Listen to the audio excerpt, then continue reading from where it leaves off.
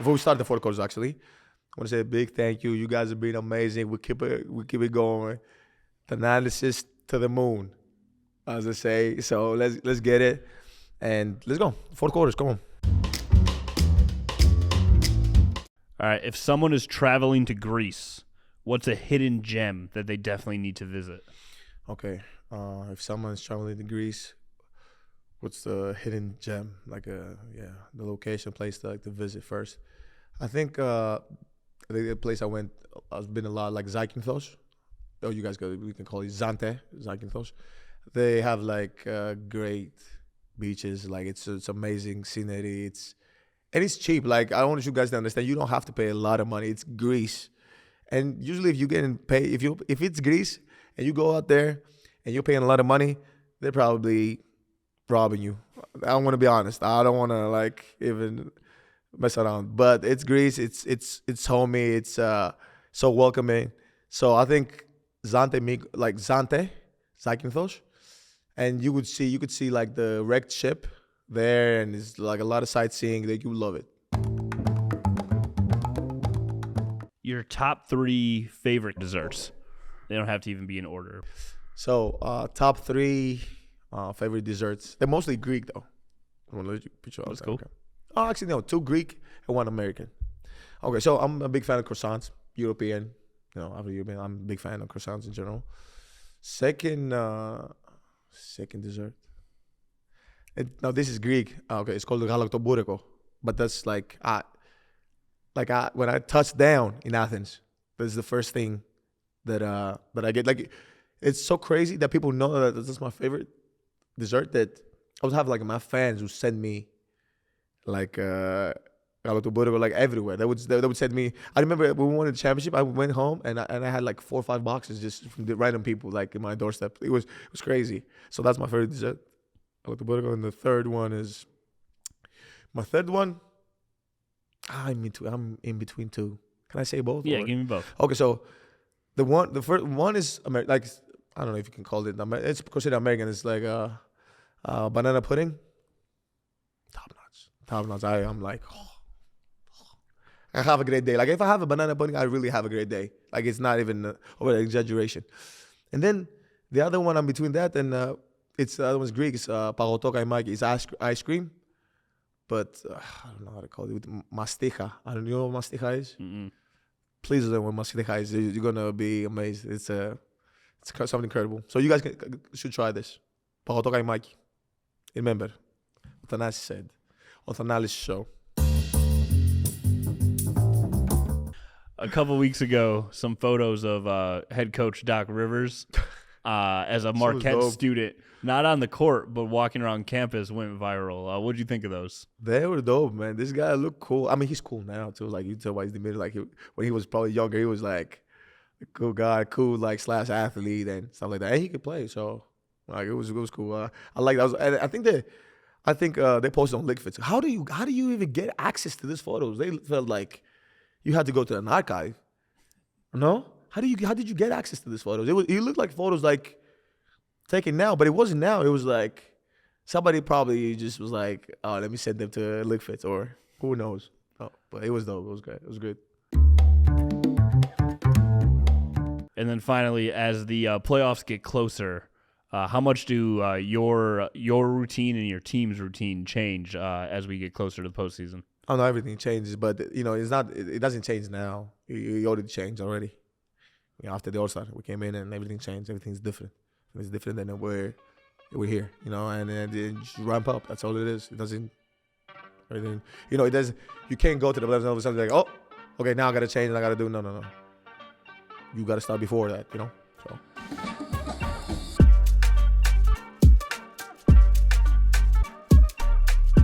Oh my God. Welcome to another episode of the Thanalysis show, man. You guys have been amazing. You guys are killing in the audio. Live podcast was crazy. It was mental. And I can't wait till you guys see it. It's not gonna go out yet. I know you guys will be waiting. Everybody's been texting, comments, socials. It's gonna come out. It's gonna be out. But give us a little bit of time. But today, I got somebody who keeps breaking news every time. And you know I got to give him the intro. But before I do that, please subscribe, comment, Thanalysis Show on YouTube, Thanalysis Show on Instagram, and everywhere we got other platforms, Apple, Spotify. Keep downloading it, keep crushing it. We just cracked. Tony, what did we crack? Top 100 sports. Top 200 sports podcast in the world. I love it. Let's keep it going. And with further ado, we're number 15 from Fresno, California. The guy who keeps breaking news. Chris Haynes. Hey, you got me pumped, baby. I'm ready to drop 20, 30 right now, man. That's what I'm talking about. Man. Thanks for having me on, bro. What? Thank you for coming on. I know it's but I'm learning. You know, I'm learning how these people on the podcast, and you one of those people I want to dissect. You gotta. I don't want to say you got an interesting face, but I want to say like you got an interesting character. I'll tell you why. Okay. So every time I see you, you got this look on you, like, yeah, I know. Yeah, I know what y'all be doing out there. I know what y'all be doing. So the good part is like I was really wanted to get you on the show, but my thing is like, okay, how do you become a guy who like starts to break news? How do you become a reporter? And you look like a person who's very respectable, and you've earned Appreciate that, bro. among your peers to be up there. I appreciate that. With TNT and everybody like yeah. No, I appreciate that, TA. No, but it's funny because what you said, that's how Chris Paul be coming at me every time he see me. He's like, bro, you know something. What you trying to get? Like, what you got something. No, I mean, first and foremost, like, man, like, the reason I got into the industry is this is my first year was 2010. So before that, like, when I was thinking about trying to pursue this profession, I didn't see a lot of people covering the NBA that looked like me. Like, I didn't see a lot of people of color. There was a few, Mark Spears, David Aldridge, Gary Washburn, the Boston Globe, some others, but not many. And then, I would read these stories, and they're talking about an athlete's upbringing, which upbringing might have been similar to mine. But it's like, I always thought, like, man, I can tell that story because, I came up like how these players, you know what I mean? So that was one of the reasons why I gravitated towards being a sports journalist. And with that being in mind, NBA was all I wanted to do. NBA, that's all I wanted to cover is NBA. I played college ball, NAIA division. It's Division II school, Fresno Pacific University now. But that was my aspiration, bro. And then from there, it's about building relationships and being solid. What I mean by solid is being a solid person. We'll talk later. You got to be solid in this because it's all camaraderie. It's all brotherhood. It's a close club. It is, and you can tell. You can see by how people react to it, and small circles how people found out about things. Who's your favorite athletes growing up? Like NBA athletes. So you said number 15. And number 15, so I grew up in Fresno. I wasn't a Laker fan. Okay. I wouldn't say I was a Warriors fan, but Latrell Sprewell growing up, that was my favorite player. Like, so, because I started following Latrell. Michael Jordan had retired the first time. I believe it was 93. And he was my favorite for a little bit. But I started watching Jordan for like a year or two into his first three-peat. And so then when he retired, I was like, man, who else can I follow? Like, who looks like him? I'm looking for somebody that look like him. Latrell Sprewell's bald head. He's 6'5". He's dunking on people. But the Warriors are losing. Yeah, the Warriors are losing. But that was my guy. So Latrell Sprewell was my favorite player. So I followed him when he went to Golden State, went to the Knicks, then finally ended up with the Minnesota Timberwolves. So 15, that's a number I've always worn because of Latrell Sprewell. And he's from Milwaukee. He's from Milwaukee? I forgot about that. Milwaukee, stand up. I forgot Did you ever get a chance to interview him? Never got a chance to talk to Trail. Never. I see him every now and then because he works for the Knicks, like as a former player ambassador. But nah, never have. I'm talking about the Spree pre-choke of a coach. You know what I mean? Pre-choke? What do you mean? Oh, you don't know the history about Charles Spree? Okay. All right, hold on. Let me tell you. All right. Yeah. PJ Carlissimo was the head coach of the Golden State Warriors back in the day. Yeah. He's now at ESPN color commentary on the radio. But Spreewell, so this is Spreewell. Who else was on that team? Tim Hardaway is back on that team. Okay. But anyways, during a practice, long story short, him and the coach got into it. Spreewell choked PJ Carlissimo, choked him. Then he got suspended for the rest of the season. What did the coach say? What did he say to him? He just kept, people tell the story. I forgot who, Brian Shaw, assistant coach out there, he told the story recently about PJ just came to practice, was just getting on Spree. And Spree is a no-nonsense guy, but he just kept getting on Spree, and Spree was just like, according to Brian Shaw, I don't want to put word, I wasn't there. I was about 9 years old at the time, but long story short, man, he said something he didn't like, and Spree went and choked him, and they had to restrain him, get him off him, but he got suspended for the rest of the year, and then he got traded to the New York Knicks the following year, I believe, if my memory serves me correctly. So after that, then he goes to New York, and now he's rocking the braids, and that's what most people know Spreewell from, the New York Knicks time. But no, that was my favorite player. That was my favorite player. Hey, Spree. just make sure you don't do nothing like that to Pre-choke. I mean, listen. I mean, it's imagine, bro. Imagine, because that moment, everybody talks about Draymond, what Draymond did to Jordan Poole a couple years ago. Like, we're in a day and age of cameras, cell phones. It's crazy.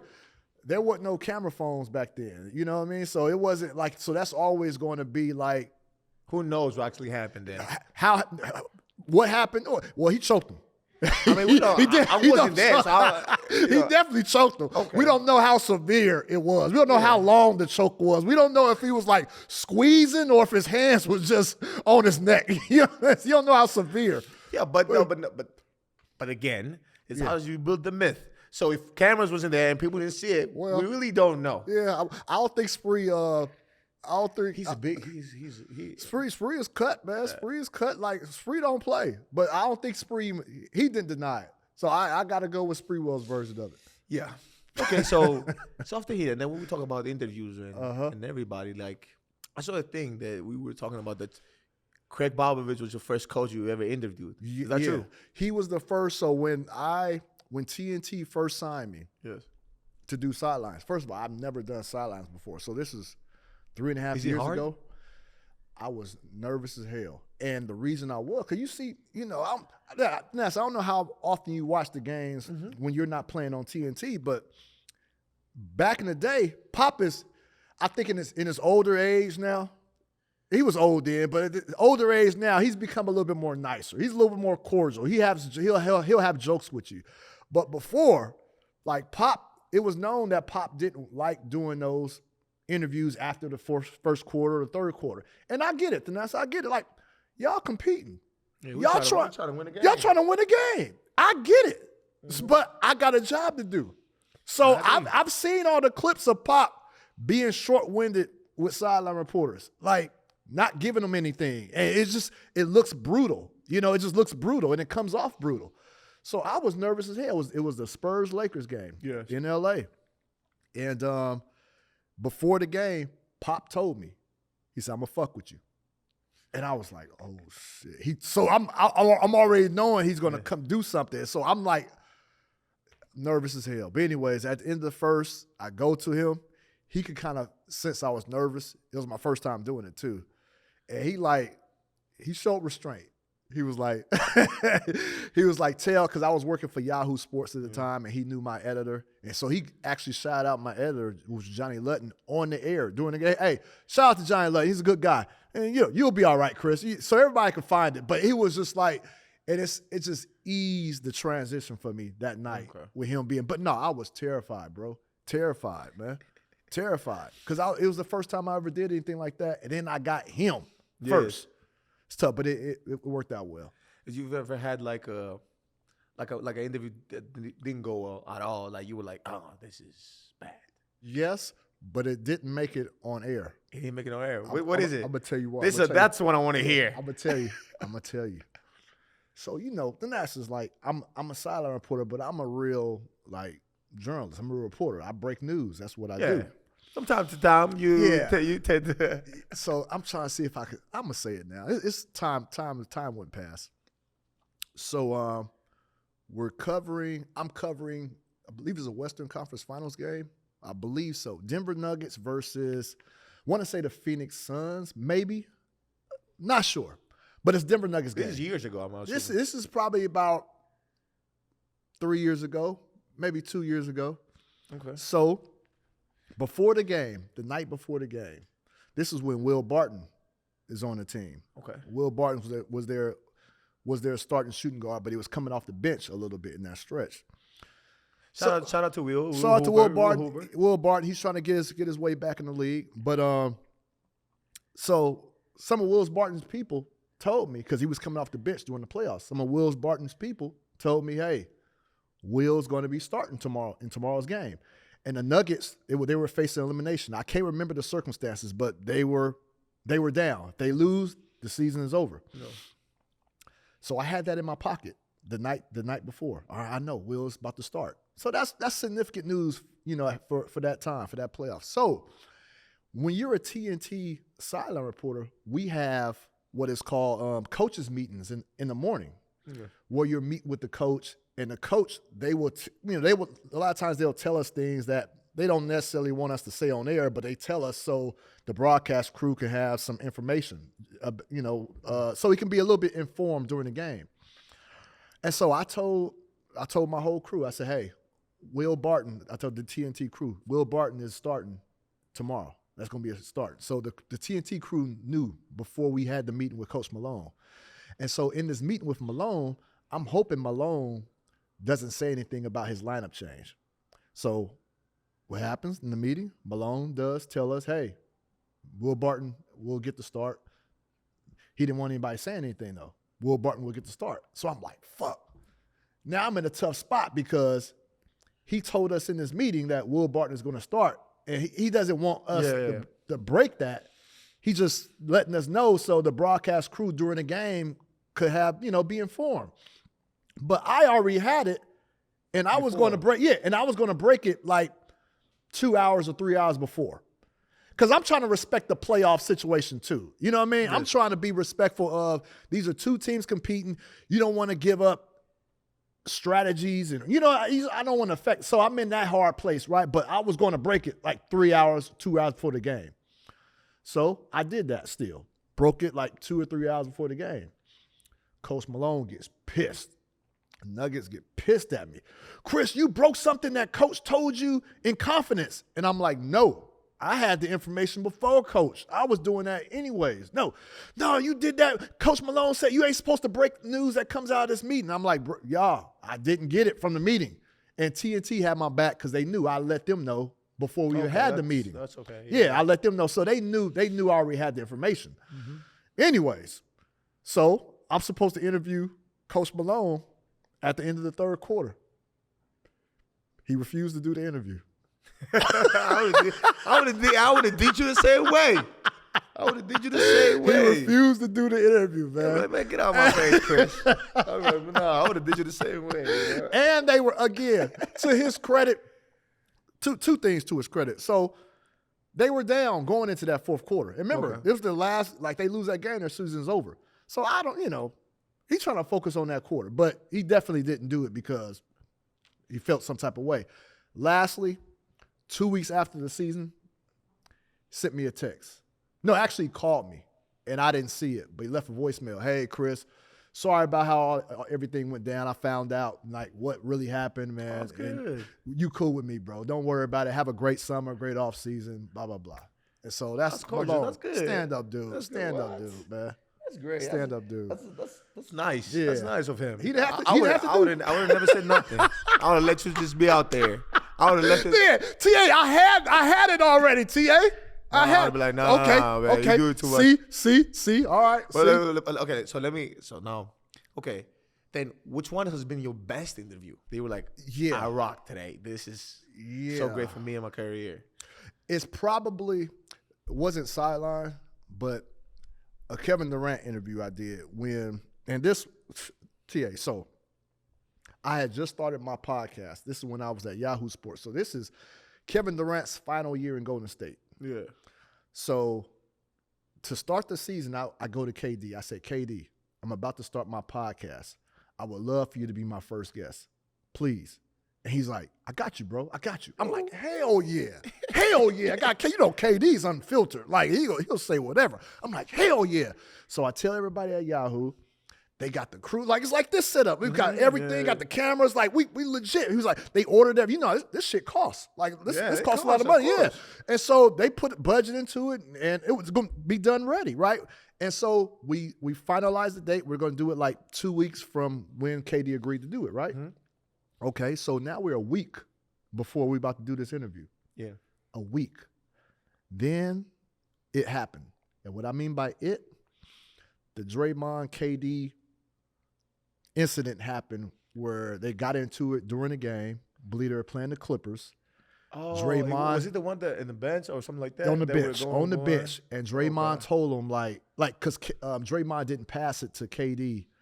Bro, I don't even remember. That shit's just crazy. Yeah. And it's not a long time ago. No, it's not. It's not. But a lot of shit happened, man. A lot of stuff happened. Yeah. So Draymond missed KD in the transition anyway. So the game goes to overtime. So they're arguing on the bench. And Draymond tells him, man, we won without you. We'll win without you again. We don't need you. Right. All that stuff, right? I love Draymond, but that ain't cool. Yeah, so that happened. So it blew up, right? KD, for the next that week, didn't talk to anybody. No media. And KD, when he gets in his moods, he gets in his moods. Like, he ain't talking to nobody. So he didn't talk to do about that. Nothing you can do about it. So he ain't talking to no media, no nothing. And so now I'm like, fuck, he's supposed to do my pod. Like, we already set up the schedule. I booked the room. You know what I mean? And so I'm not hearing from KD. He's not talking to teammates. He's not talking to media. He's not talking to the management. He's in his mood, right? So I'm like, so now it's like 2 days before we're supposed to do this. And I haven't heard from him. And I think I might even text him here and there. No response. So I'm like, fuck. Yahoo's asking me, hey, Chris, we're still going to do this? Are we still? You're on hot seat? Yeah, I'm like, because they paid all this money and everything to fly people. I'm like, so I said, listen. I said, the Warriors are playing. I was living in the Bay Area. I said, the Warriors are playing the Rockets in Houston this weekend. Mm-hmm. And again, it's like 2 days before we're supposed to do that. I said, let me fly out there to try to at least talk to him because I haven't been able to see him in person. So got the okay, flew out to Houston and pregame. So locker room opens, media gets to come in. So KD's sitting at his stall. You know how y'all do. Like, y'all sit at y'all stalls, y'all put y'all earphones on, y'all put y'all head down. That's a sign, a signal. Don't fuck with me. Leave me alone. You know what I mean? Like, don't come talking to me like I'm in my zone. You know what I mean? I'm trying to get to it. I'm not thinking about none of that. Yeah, I feel you, but you know what I'm saying? Like, don't bother me. This was right before the game. Uh-huh. So KD's like that. He's in his stance, got his headphones on. And so I gotta go. I gotta say something. Like, I got to. I know he's zoned in. I gotta go say something, though. So I walk over there. And, he got his head down. I tap him on the shoulder. I'm like, what's up, KD? He looks up. What's up? I can tell he does not want to talk. I don't know how to break it. I don't know how to bring it up. He's focused on the Rockets. But I'm like, KD, I just want to know, are you still going to be able to do my pod in 2 days? Man, get the fuck out of here, man. I got a fucking game to play. Get the fuck out of here. I ain't got time for no pod. Don't come up with this bullshit, man. Get out of here. So he did this in front of everybody right in the locker room. So I'm like, all right, well, Oh, my God. I already know you felt like you wanted to sink on nerve. I know. But I expected it. You were sinking like this. I was, bro. I was. But I expected it. Okay. I understood. Okay. And I was just like, you know what? Good to see you too, bro. I hope to see you Monday. And so he, put his earphones back on, went about his business. Didn't talk to him. So I called Yahoo.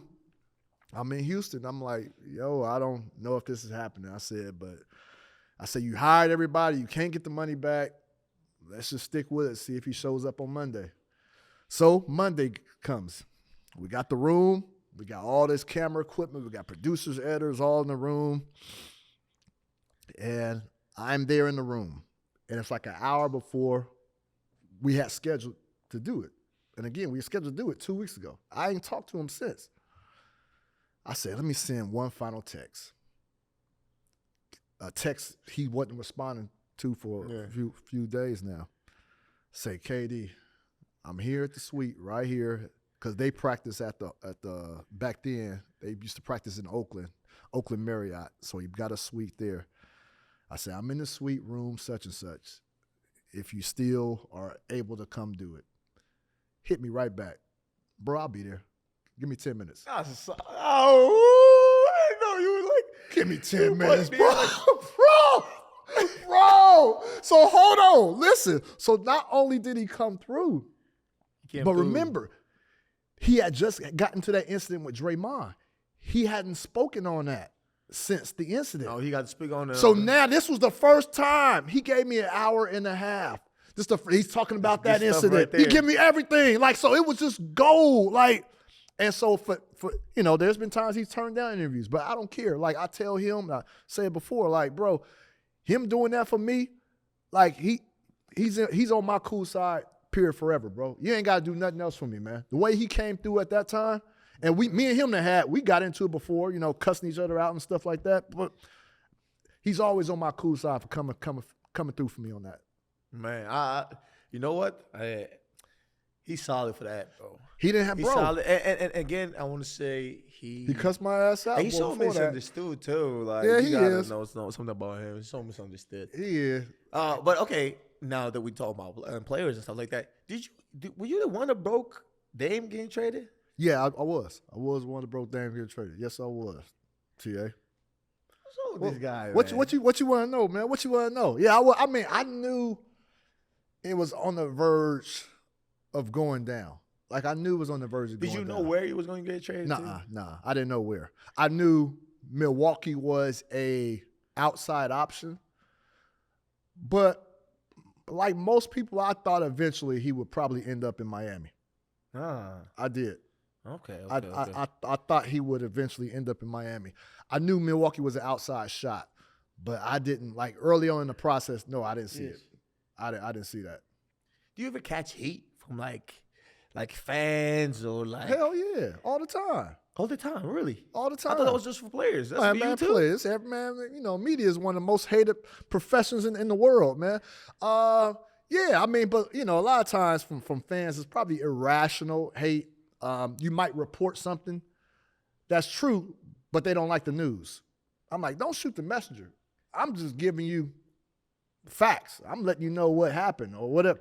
Like, say, all right, let's bring it to Milwaukee. You guys had a play-in. Yeah. You had to play in Las Vegas, right? So, and this is the shit I have to. It's unfortunate, but it comes with the business. So you guys a play-in situation. I believe you lost. Yeah, you guys lost to Indiana Pacers. Yeah, we lost to Indiana. So yeah, and I got word that Bobby Portis, kind of went off. But he didn't go off. Hold on, I'm gonna tell you, he challenged. What I mean by go off, he challenged the coach, which was Adrian Griffin at the time. Coach, that we got to be better. We're not being put into the right situations down the stretch of games, and basically challenging them to be better. Like, we got to, we're not. But that's not go off. If somebody's so now people can't take constructive criticism. Everybody, no, I ain't saying that. It doesn't happen. It doesn't happen often. No, but what do you mean it doesn't happen often? It doesn't happen often. No, it doesn't happen often that you know about. That's what you're going to want to say. Because in teams that win championships and teams that won't go all the way. I like that. Everybody talks and everybody knows their place. Yeah. Now, at the time, I'm saying, like, it's weird for people to just be like, oh, my God, look, this guy said this in the locker room, said that. Because it's not true 100% because it just portrays a character. out there, which was also unfortunate for my guy Bobby. Yeah, because I'm like, bro, why would people say that? Yeah. Why would you say that? Okay, so in my report, in my story, I mean, you did actually said that after you tried to explain that it was what you said, he sat like saying we got to be better. Yeah, we got to be better. He challenged the coach. He challenged the coach to be better. We got to be better down the stretch. We got to be more prepared, have more sets. And I believe that's what it was like. We're not calling anything down the stretch or something like that. But that's a point. That's the part about being a leader, and I wrote about that. Bobby's one of the leaders of the team. He has a voice. Definitely. Yeah, he has a voice. Most definitely. So he's going to say something. Yeah, we've been together for bro. People don't understand this. The Bucks, like it's 5-7 people, but we've been together almost past half a decade. Yeah, like that's a long time. That's rare. That's rare. And so I said he has the voice and the leeway to do that. And Coach Griffin, he acknowledged it. He talked about it the next day. When he was asked about it, he said, "Hey, he was asked about it." Oh yeah, of course he was asked about it. Bro, Tia, where have you been, man? Listen, you're a part of media now, man. This is your job now. So now I understand. I do the podcasting, and I learned to do the podcast, by the way. But what I necessarily don't do is because I don't be on Twitter, I don't be on that, so I can't like catch everything that's going on because I gotta. At the same time, I'm learning through the podcast. I'm not using the podcast to say, "Hey, I want to do stuff like that," but. Now I'm starting to understand like how the system is working. Yeah, like, for sure. You know what I mean? Yeah, you have a role, TA. You're a part of it, man. You're a part of it.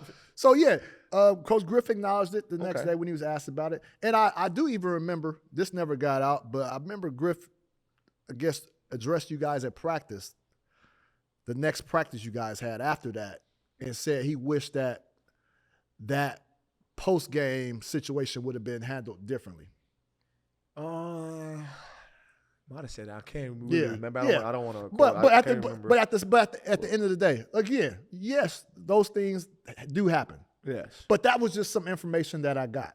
So, but how do you feel about breaking it? No, though? that's where I'm gonna get to. That's where I want to get to. Like me personally, I'm like, no, I'm on his ass. Yeah. Like, no, bro, you're not supposed to do that. But listen, I didn't report it in a way that made Bobby. I don't feel like I reported it in a way that made Bobby look bad.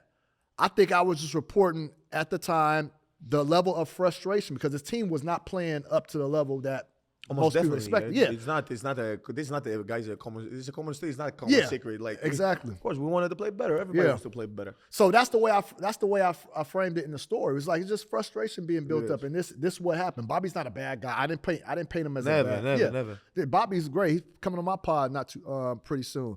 But when I so that's all. But I will say this. So when I do break stories like that, people, because you have so many relationships, people always want to ask, where'd you get it from? Mm-hmm. Where you get it from? Where'd you get it from? Sources. League sources. That's where I got it from. That's where I got it from. Thank you for asking. But no, people will say, well, Dame is right there. Jay Crowder is right there. Giannis, Thanasis. My cousin is Mariah. Yeah. Mariah. By the way, I didn't know by the way, when I found out you're Mariah's cousin, right? What did you find out? This is like during COVID, 2020. 2020, that's what you found out? Because she was doing something. I was like, oh, Chris. And then I think, I was like, oh, Chris is her cousin. You guys are cousin. But I didn't even know how. Like, bro, it tripped me. So this might have been 2018. I don't remember. But my dad, I'm from Fresno, California. Yeah. My dad, he'll say some stuff that be out of pocket, and I just like dismiss him. Like, Dad, be quiet.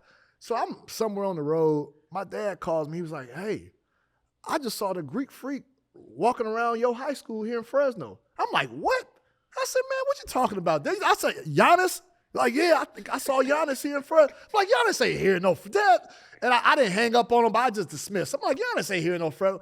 Then somebody called me and was like, yeah, Giannis was at Edison High School, which is the high school I played at, which is Mariah's dad. Yeah, Mr. Pat. Mr. That's Pat. where Shout he coached. Mr. Pat. Yeah, Pat.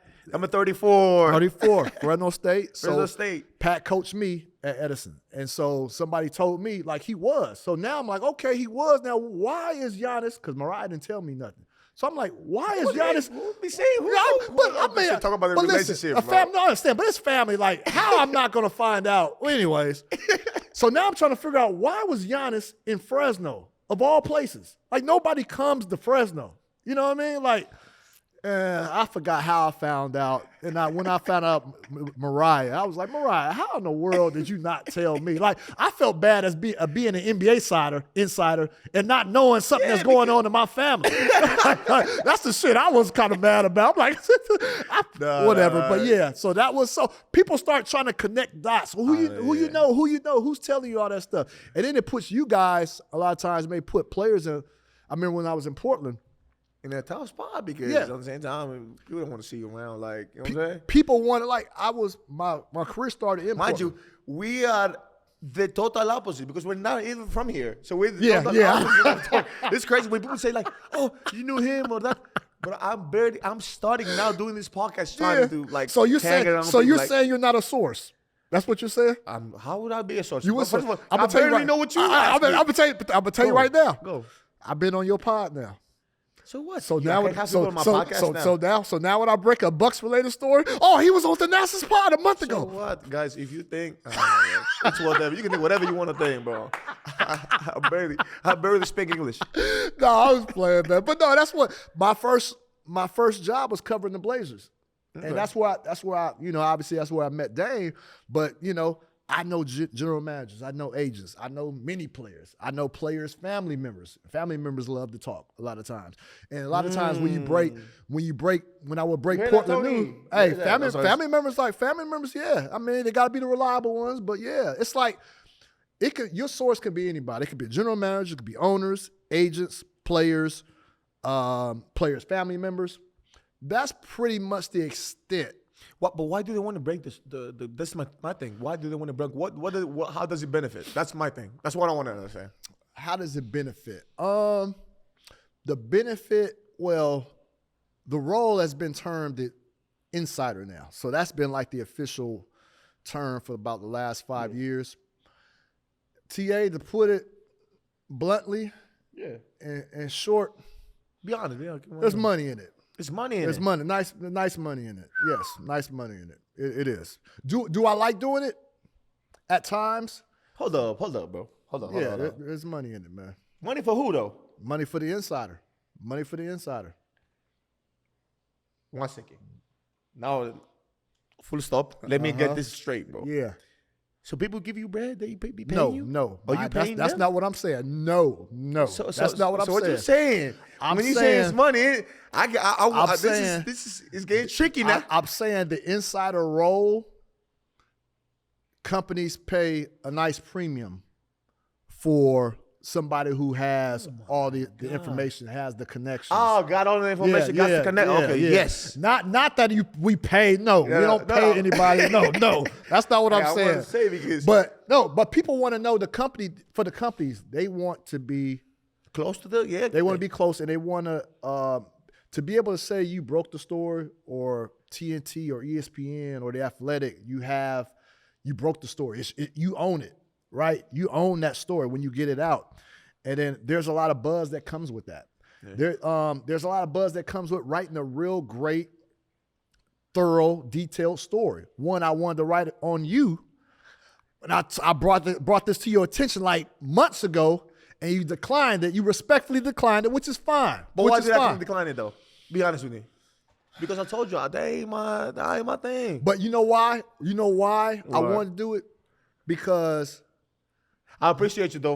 I'm going to tell you why. You know how I feel about that, but I appreciate I'm going to tell you though. why I wanted to do it. Because first of all, I found out something new. And then secondly, it was you got this rap, right? Yeah. Where they feel like you're here because of your brother. They can feel how type of way they want to feel. And for me, as a journalist, I love shedding light on peeling back the curtain, because that's breaking news too. You're peeling back the curtain, you're revealing what's going on. But revealing, like, if people know what you be like, the role you really have, the stuff I've heard, I was like, you will understand the impact that you have in a locker room, and not just an impact in a Bucks locker room. You will have that same impact in any NBA locker room. I appreciate you. But that's what I wanted to reveal, and so people could have a different view. You know what I mean? Yeah, like, I like changing the narrative, especially when the narrative is a false narrative. No. So that's why. Most definitely. But at the same time, that my thing has always been, when you told me that, I told you, Most important thing is them. It ain't me. I feel you. It's them and what they're doing and the team.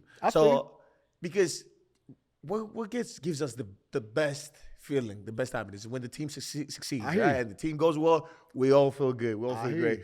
But TA, I have a responsibility though. Oh yeah, you do. No, I have a responsibility to, like, if I know that there is a false narrative being told, if I know somebody is being, if somebody's being labeled something that they truly aren't, and I know they're the opposite of that, it's my job. Once I have that knowledge, it's my job to try to shed light. You know what I mean? And so that's all I was doing. That's all I was attempting to do. And so that's it. I appreciate you. It was crazy. It was an in-season tournament. I get you. But no. But let's talk about you. Hey, this is my podcast, man. Let's talk about you. I want to know about you. So okay, if you had a player, which the player like you've learned the most in the league from, or athlete, like not a player, NBA player, but just an athlete you've learned the most from? It would be an NBA player. LeBron, Dame, Draymond, KD, and Giannis. Those probably be the 4 players. What you learn from LeBron? What you learn? Well, LeBron goes back to media. So I would cover LeBron the year he went back to Cleveland after he left Miami. Yes. So on my path to trying to be a national NBA reporter at that time, because I was a beat guy, I took the Cleveland job and that's where, your producer Tony, that's where I met Tony. That's where I met Tony. Yeah. But I took that job to have a more high profile. You in Portland, like, people aren't looking at you. You know what I mean? Yeah. Like you're low profile. So I wanted to get to national status. And so covering the Cavaliers during that time, that was my way of trying to have a stepping stone to get there. But anyways, first year covering LeBron, and he has Kyrie Irving on the team. He has Kevin Love on the team. And that first year, similar to what you guys went through earlier in this year, it was tough. Like, it was tough for those guys trying to mesh. And it got to a point where LeBron James was cryptically calling out Kevin Love. And I remember it was like a tweet. He's like, fit in or fit out or something like that. And it was just like, he wasn't calling out Kevin Love. Man, stop it, bro. He wasn't calling out. Bro, y'all be putting stuff on people. Man, there you go. So you pro player. So you still got that. I can't wait till you retire. Then you step over into this realm full time. No, stop. Listen, I'm gonna tell you. So he was. Explain that to me. Yeah, he was. There was like Kevin Love was trying to find his role and things just wasn't working. It was some friction. It was some friction there. Kevin Love, Kyrie, all that, right? But that happens early on in the season when guys mesh up for the first time. But anyways, so I go and write a story. It's one of my first critical stories I had to write. And I wrote a story about LeBron James, and I was calling out his leadership tactics in the story. I didn't have that good of a relationship with him at the time that I do now, because it was still early on. Excuse me. And so I call him out, leadership tactics in dealing with Kevin Love and Kyrie. Mm-hmm. I ain't gonna lie. I was scared. Like, I was scared. Like, I was like, okay, what is this going to do to me? Like, what is this article how is it going to affect me? The locker room, how is it going to affect I didn't have, like, again, me and Bron had just really met. It was like 3 months into the season or something like that. So I was like, how is this going to affect us moving forward? Anyways, I wrote it. And one thing about being a journalist, you were always taught that if you write or say something negative about a player, you show up the next day to practice. You show up the next day at the game. Let that team, let that player see you. Face up. Don't write something and then don't show up. Show your face. So I went to the game the next day after that story. I went to the locker room. LeBron does his media scrum session.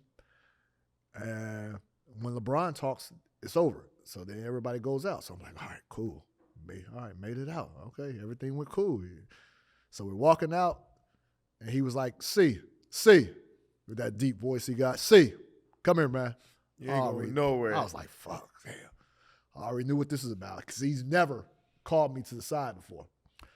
So he pulls me to the side, and he's like, I just want to say something. He said, I didn't have a problem with what you wrote. Like, if that's what you see, you're around the team, you have relationships. If that's what you gathered, I don't have a problem with it. He said, the only problem I had was that you didn't come to me and ask me, why am I conducting my leadership style this way? He said, because then I could tell you why I'm doing such and such to this player and why I'm doing it differently towards this player. Because certain players may need a different leadership style.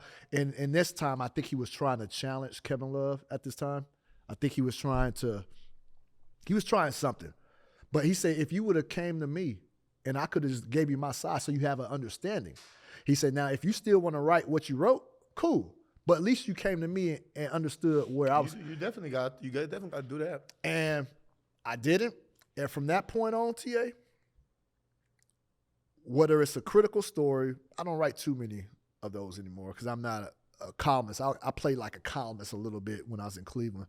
But when I break a story that might be deemed negative or look negative on a player, coach, or whatever, I will always call that player beforehand and let them know, hey, this is about to go out. This is about to go out. I got this. Now, there have been times where a player, when I made that call, the player has said, hey, C, nah, this is why I did this. No, C, it happened this way. And I killed the story based off of that. Because it might not be true, too. Yeah, that's true, might be in between. I mean, that's true, too. And I have to make a judgment call because if it's in between, something happened. I don't know quite what happened, but I'm like, nah, let's kill that. Okay. And so that's what Brian That's did. solid of you. Yeah. That's solid of you. That's what Brian. But every time. I'm gonna give you every time. a fist bump right there. Ask, like you could ask Jay Crowder, when he's in Phoenix, like I will always, his last year in Phoenix didn't. He was. You did something about my boy, Hey Jay? man, it wasn't even negative. No, I brought you this podcast. You talk about home. It wasn't negative. It wasn't negative. But that last year, he was he was a holdout. That last year in Phoenix before he got to Milwaukee. What do you mean? So remember, he was in Phoenix and he didn't. He was in a contract dispute. It was something to do with a contract dispute, and he didn't.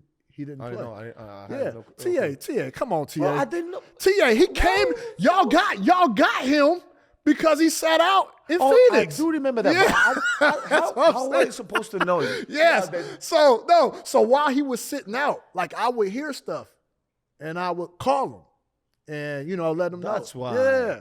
How am I supposed to know that? Yeah. I'm thinking like, okay, he just don't want to. He just want to force his. How am I supposed to know? Look at that you, man. See, TA, you ain't dumb. You just playing like that. Oh, You ain't dumb. God. Come on, man. Y'all know more than what y'all let know, man. Stop it, man. But this is the misconception of it. You be thinking that we really care about that. We want to play and go back to our families. Y'all be thinking like, oh, they know, and this is what's going on, and that's why he walked that way, and he didn't show up with it. Like, no, it's not that at all. We don't. Yeah.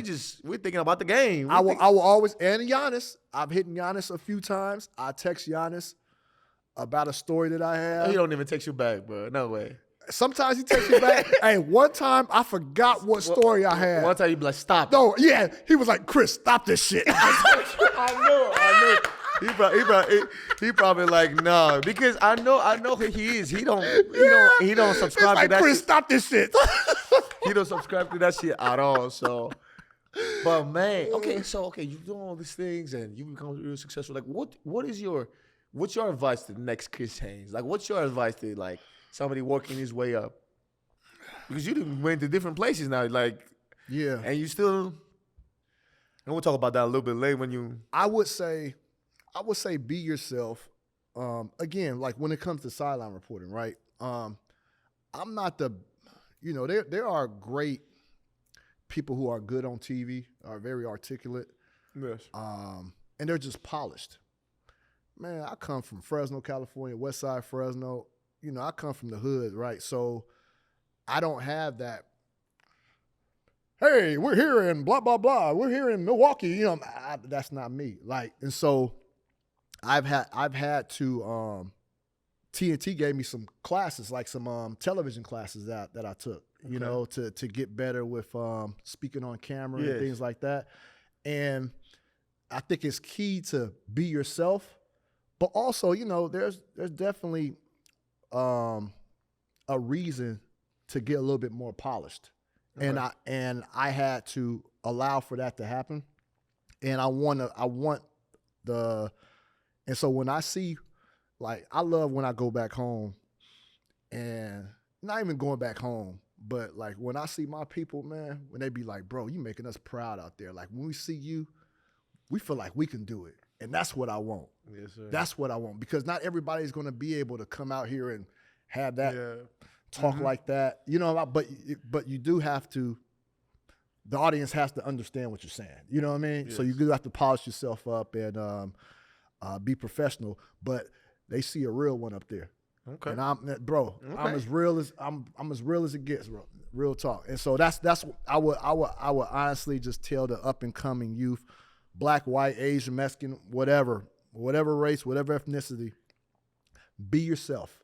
But also just do the work. Try for it. Just be yourself and just do the work necessary to get to wherever you want to get to. That's all. But now talk about a real one. Hey, contract is up. Not my contract. Ooh, where you get that? Where your sources coming from? Your contract. Where your sources coming from? I don't know. Hey, and I know you're not gonna break it here. Yeah. Where your sources coming from? Thanasis. I'm just saying, your contract is up. I heard in the media space, contract is up. Damn. Well, man, listen. So how does it work with contracts in the media space? Like you got to wait till the summer, or is it in the year, or how does it work? So now you know how it feels, huh? Now you know exactly how it feels when you come to me. You break the news. You put me on the spot. My contract is up late August, September, or something like that. Okay. Before next season. Before next season starts. All right. So yeah.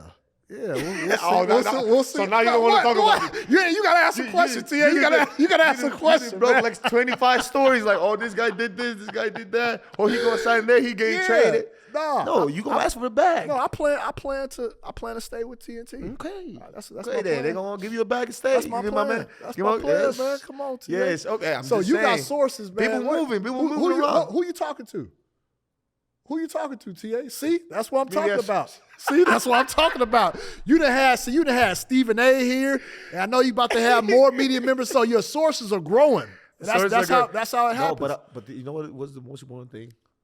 I've realized, like, doing the podcast and doing all these things, like camaraderie, and how many people like really like you, but they, you know, you don't have a relationship with them, but you don't know they actually are fans of like you and like you and your work, and vice versa, because you never had a relationship with them because you just either players when it comes to media or fans or ownership. Like, you don't know, because even with other teams, you know how many players like I've interviewed and I've did podcasts that, you know, I do have a relationship with, and some I didn't. I just they was like, man, I love what you're doing. Like, you're great, dude. Like you great. I would love to have you as a teammate or have you as or hang out with you, because it's, you don't know till you meet somebody. So yeah. And again, to my point about the original story that I wanted to pitch, because you're speaking about what I'm talking about.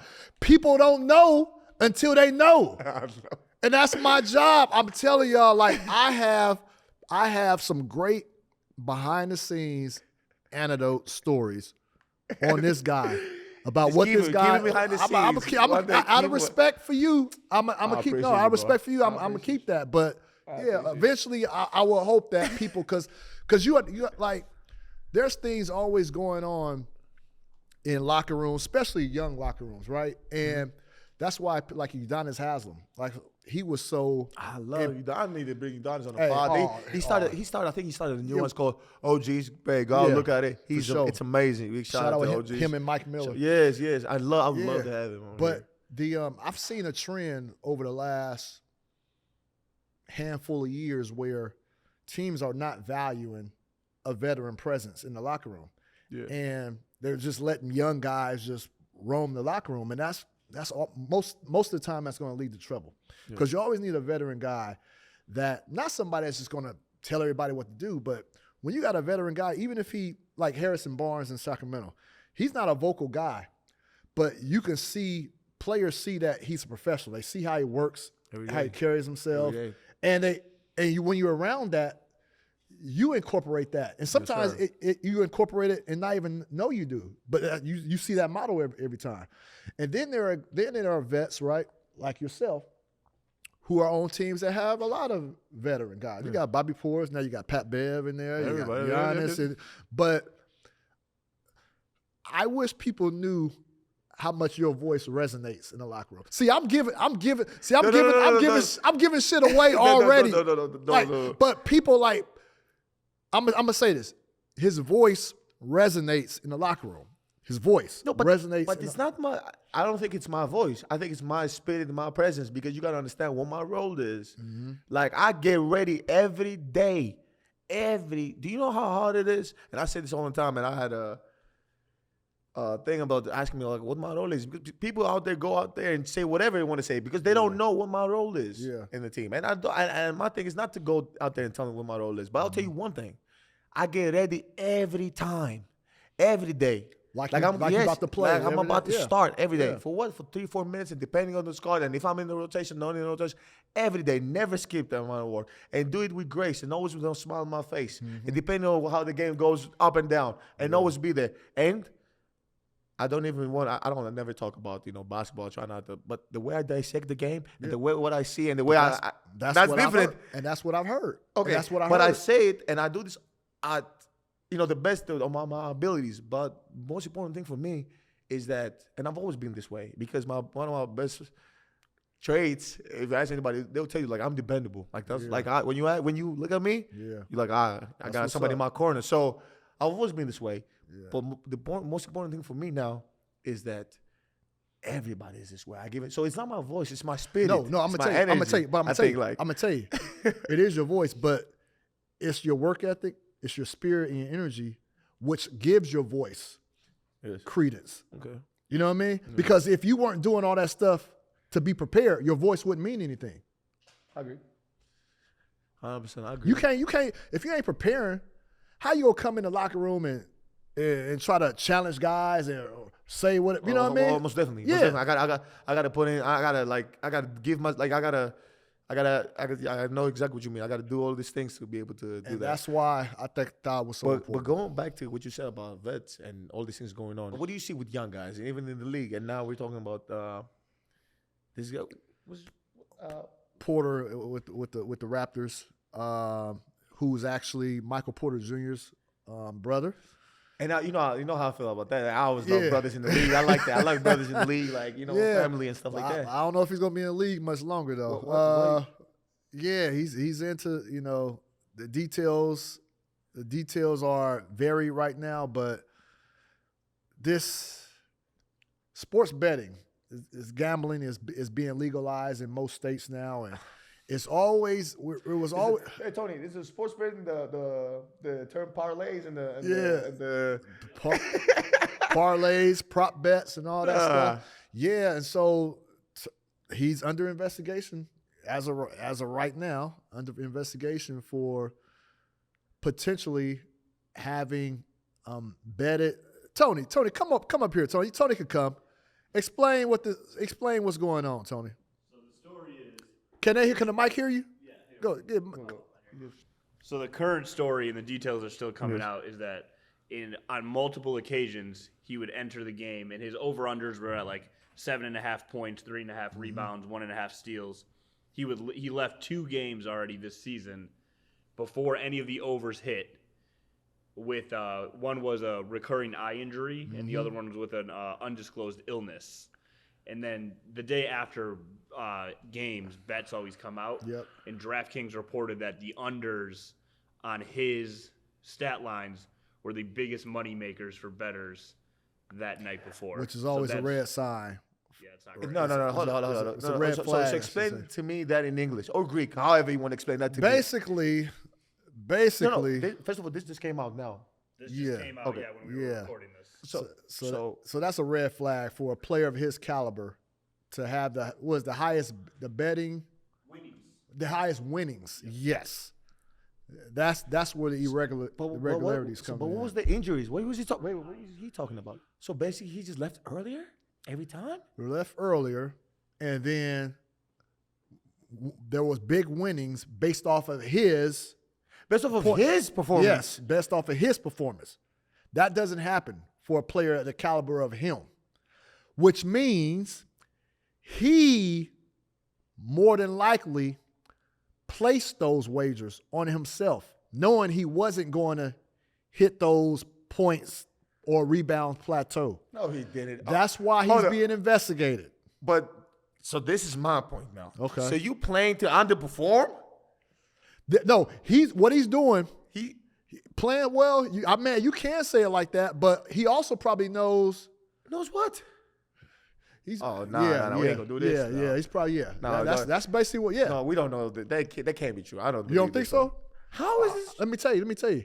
I believe he's making $400,000 this season. Sure. Okay.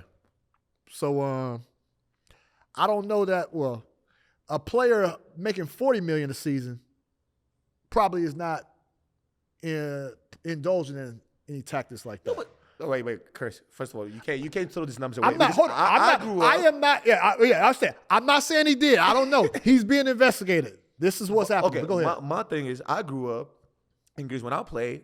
You won't even believe me. I used to make $150 a month. Yeah, that's crazy. Playing basketball. So that's crazy. Like, yeah, I don't think it's more for the love of the game. I don't think it's you gotta now. Maybe it was his friends. I don't think it was him. Bro, no way. Okay. Maybe it is his friends, right? But you don't think he had? Say it is his friends. You don't think he knew? I don't know. I'm a pro player. You don't think I'm a pro player, bro. Whatever you say, I'm a bias, bro. I'm a pro player, bro. Especially because it's a brother tandem and everything too. You don't want to see that go. I can't. But TA, this is the thing. Like, damn, with all this legalized gambling and everything, and even like TNT, ESPN, like we're promoting DraftKings, FanDuel, and all that stuff. But they do be promoting a lot promoting the hell out of it, right? Oh, another thing, T, I don't know if you see it on social media, like players are getting ripped by fans now, especially if you don't meet their cover. Like if they bet. Oh yeah, I got ripped the other time because I went hard and stole the ball and when I laid it up. What you want me to do? Yes. Of course I'm gonna go in and steal the ball and go lay it up. And they coming at you, not just coming at you like softly, like these are people putting up big money and losing. Now let me ask you another question. Go ahead. It's okay. It depends on their circumstances. No, it's okay. What do I mean? It's on you. Yeah, it's like any other investment in life. It's on you. But you either win or lose. You're right. That ain't my problem. You're right. But as you can see, if you go on your social media feed, as you can see, most fans probably aren't rational. So if you I get more love. I get more love than you get more love. Yeah, I get more love than that. But I get what you mean.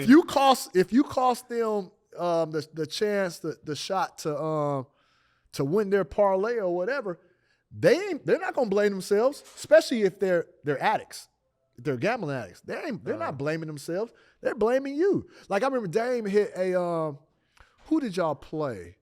It was Boston. Dame hit hit a three at the end, right? Sure. And I'm not a gambling expert, but like it fucked up somebody's multiple people's parlay. Yeah. I guess the under, I don't know what it was, but it messed it up. And so they were going at Dame for shooting that three, and y'all lost by 3. And I don't know. I guess the over and under was 6 or something like that. But they go at the players viciously. No, it's okay. It's part of the job, fellas. Part of the job. By the way, shout out to Tony. He just hopped in the pod. Was that his first appearance? Yeah, we never see him. So this is the first time you get to see close. Shout out to Tony for breaking news during the podcast. Anybody who sees it on the visual, he will see it. You're gonna start laughing. But I loved it. Maybe this is a new model. I don't know. We start breaking some news here. What team? Hold on. Yeah. You don't want to say it's a new model yet. But some people are good for audio only, and some people are good for visual only. I don't know if Tony coming up here being in the cameras, I don't know if that's good visually. He might, you know what I mean? You gotta let the people judge. Was this a nice face that you want to see come up? You guys get to decide. Yeah, if you let guys them want to see decide. Tony more, let me know. Yeah, let them decide. This podcast is a family, honest podcast. Yeah, that guy, whatever you guys want to do, that's what we're going to do. They say some people are made for TV, some people are made for radio. You know what I'm saying? I think Tony's made for both. But okay, now we get to a section. I always do this with everybody. That's called the animal facts. All right. And it's true or false. Okay. And I want to see where you're at. I'm only going to give you 2 now. And let me see which one you get. Is it true or false that rats can physically vomit? Ooh. They can physically vomit. Cannot Physically vomit. Well, the biggest rats I've seen are in New York. And I would think, based off this question you asked me, I would think that they can't vomit because they're so damn big. So I'm going to say it's false. It's actually true. They cannot vomit, so they just keep growing and growing. But true. That's what I meant to say. True. Okay, they so can't. you want My bad. that. I answered that wrong. Yes, they cannot vomit. Yeah, so it's true. There you go. There you go. They keep growing and growing and growing, so they can't vomit. All right. That's crazy, right? 1 for 1. Can you imagine if we couldn't, like, you just eat or whatever you eat? I mean, but it makes sense. Have you seen New York rats? Like, have you been on YouTube? On YouTube? Oh, my good. Hey, and the thing about New York rats, they don't care if you walking by. They ain't going to run away. They going to be doing whatever they do. Like, it's their side. They run New York. They used to. Go ahead. They used to. All right. So, okay, I got something for cats. All right. So, is it true or false that cats actually have a stronger smell than, like, trained dogs, like all dogs? I'm not a cat person. Is it true they have a stronger smell? Mind you, trained dogs would be like canine. Yeah. I'm going to say false. It's actually true. That's true, too. Yes. Right? Yes. 1-1. I can't stand cats, man. Okay, so it's 1-1. Let's see if you win this last one. I'll give you cats the third are one. evil, man. Go ahead. Is it true or false that the regal horned lizard, there's a lizard out there, that squirts blood from her eyes to scare away predators? False. It's actually true. There's a lizard that squirt their own blood out. Yeah. And it scares the predators. Yes, because they look scary. Wow. That's life. It's all about intimidation. Where do you get this from? Where do you get this from? Ask Tony. Tony gives you all the creepy and the animal facts, and people are going crazy online. Sources. There you go. There you go. Going back to you now. Do you, and like, I mean, what is this? Tony, an hour? Very crazy for an hour. First of all, I want to say I appreciate you so much. Man, stop it, man. We ain't keep track of no time. No. Go ahead, man. Seriously. I appreciate you. It's all love, bro. There's no... People take things for granted. I don't take nothing for granted. Yeah. That's how I'm as a person, and that's how I live my life. That's why I'm the way I am. And I don't think people realize what you mean to people around you. What do you mean to people at home? It's always like this persona, cut his head, and the guy who breaks the stories, and oh my God, why did he say this and why did he say that? But what do you mean for people around you? And with that being said, I want you to leave us with, I don't know, maybe it's a quote, maybe something. What gets you by every day that you're like, keeps you motivated and says like, this is why I do what I do. And what's the thing that has made you fall in love with this process and this? Let me tell you a story, and I think it'll sum up everything that you're asking right now. When I was in Fresno, I got straight Fs in elementary, pretty much straight Fs in junior high, pretty much straight Fs in high school. I ended up graduating 6 months past the time I was supposed to graduate high school because I was behind in credits, right?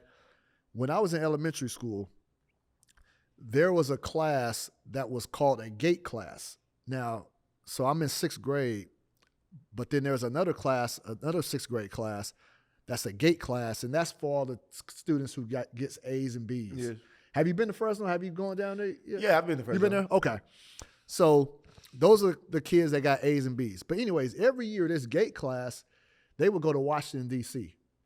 and go visit the White House and all that stuff. And I always wanted to like get out of Fresno and just see things. But this gate class, they were the only ones that were able to go to take this yearly trip to Washington, D.C. Yeah. And I wanted to go, but my grades, I have bad grades. Like, I was just struggling as a student, man. I was just I was dealing with other shit. Like, I couldn't even focus on school at the time. But anyways, as I got older, right, why should only gate people or kids who are excelling at school at elementary, why should they be the only kids that get to take a trip like that is life-changing? Because where I come from, TA, like, the black men that I know, the black men that are successful are the ones that I saw in gangs, are the ones that, were selling drugs. Like, those are the type of black men that I seen succeeding. If I would have went to Washington, D.C. as a kid, or like Atlanta, I'm naming 2 prominent black thriving cities where you see black men wearing suits, going to court, and they're not on trial. They're the actual like lawyers and judges. Mm-hmm. And I didn't have that. But if I would have seen that as a kid, I would have been like, oh, there's a different way to live. And so I'm saying all that to say that kids that get good grades in elementary or junior high, that don't mean they're going to be successful. That just means that they figured out school. Turn your shit in on time. You know what I mean? That's for the most part what it is. Turn your homework in on time. That doesn't mean you're going to be successful. So I would have liked, and that's what I want to do in Fresno. I want to do a busing. My wife came up with this idea of doing a busing program to get kids from Fresno who that's all they've seen, to get them to see that there's different ways of walking. There's different walks of life. Eye-opening trips. Eye-opening trips. And everything. Yep. Eye-opening trips. There are people in kids live in Washington, D.C. that's never been over to where the monuments are at. There are people that live in Oakland that never been across the bridge to San Francisco. You know what I mean? Like, you're just stuck in your own world. And so what I say to that, I brought up all that to say this, is that I feel like I love when my people see me. It don't even just have to be my people, but I love when people see that I'm different up there. Like, I'm not going to say I'm the best on TV, but I do have a skill set. And I think people can see that I'm authentic, and they can see that I'm real, right? And that's what I want other kids to be coming up that might not have had the best upbringing, but they see that. I hope they eventually see that there's a different world out there outside of just where they came from. And that's what I want. That's what I want to encourage people to look at. Not just myself. Everybody. A lot of people have these type of these upbringings, and just know that there's more out there. There's more out there. Like, I'm a dude that got straight Fs in elementary, junior high, and pretty much most of the time in high school. I'm somebody that graduated late, had to catch up on my credits. I cried like a baby when I went to was supposed to be my high school graduation. I went there to support my friends. Man, I'm watching them like getting their diplomas and going crazy, bro. I'm crying in the stands. I didn't take care of business, man. And I said from that day on, man, like, I gotta get out of Fresno. I gotta do things differently. And so that was my mindset. But yeah, that's you it. did pretty good for yourself, man. I ain't gonna lie. I'm trying, man. I'm trying, trying, bro. man. I'm trying. I'm blessed, man. I'm blessed, Amen. bro. Like, God's blessed me to have like really good relationships, man, and solid relationships. And I think regardless, like, I have a job to do. It's not, again, like I said, it's not the easiest, especially when you have relationships involved, because there may be a story that I have to report that somebody doesn't want out. But I think most importantly, I think people still respect the fact that, like, you know what? I might not like what Chris said on TV, or I might not like that story he put out, but I respect him because he did hit me up, and I know his heart is in the right place. So I appreciate that. But one thing I would say, just, you keep being solid, but I'll let you know, if you report something about the Bucks, I'm on your ass. I got you guys tomorrow. Bucks Lakers tomorrow. TNT. You report something about the Bucks, and it's fishy. You heard it here first. I'm gonna talk shit about you on this podcast. This is exactly. I'm sitting right here. I'm on your ass. TA, everything's going good for y'all right now, man. Y'all on cloud nine, man. Y'all peaking at the right time. Playoffs, man. Your ass. But again, bro, all jokes aside, I really appreciate you. you, bro. Real talk. Thank you so much. Real talk. And oh my God, we get to another end of the show. Thank you guys so much for listening, guys who listen. People who are listening at home or in your car or wherever you listen to your podcast from. People who are watching on YouTube, you guys have been amazing. YouTube is crushing it. The audio's crushing it. I have no words. But again, without you guys, this doesn't happen. Please subscribe to Thanalysis. Thanalysis show on YouTube. Like, comment, subscribe, hit the notification button to get the new stuff daily. Follow us on the socials. Instagram, I don't know, X, Threads, I don't know, every whatever you get the stuff from. Follow us on every platform, Apple, Spotify, and whatever you get your podcast from. You guys have been amazing. And again, Thanalysis comes to an end.